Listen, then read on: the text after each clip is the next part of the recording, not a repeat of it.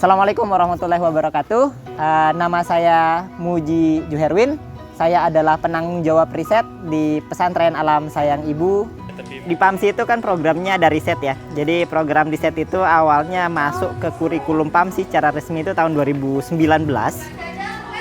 Jadi itu menjadi bagian pengganti dari ujian akhir sekolah. Jadi di PAMSI itu sudah tidak ada lagi ujian akhir sekolah, jadi semua ujian akhir sekolah itu diganti dengan riset.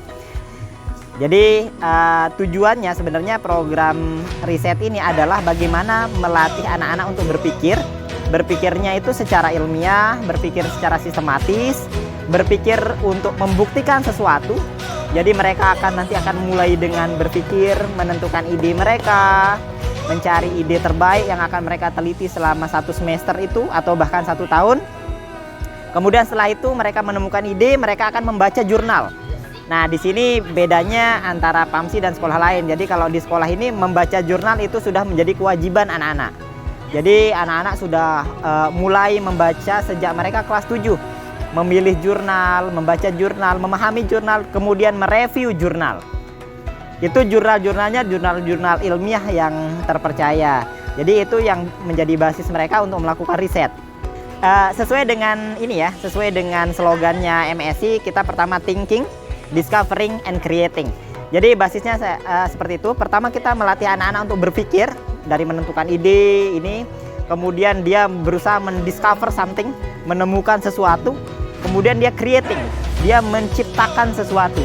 Jadi dengan kita melatih anak-anak di sini, harapannya kita bisa mencetak generasi-generasi ilmuwan muslim yang benar-benar paham agamanya, paham cara berpikir secara ilmiah, kemudian dia bisa menjadi penemu kedepannya yang menciptakan perubahan untuk dunia.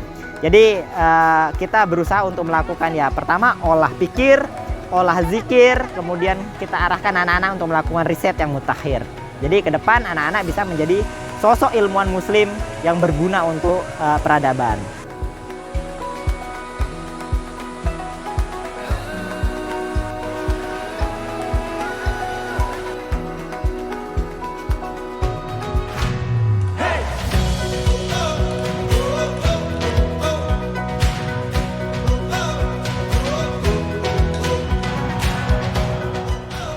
Sangat penting dimiliki oleh anak-anak keterampilan riset ini.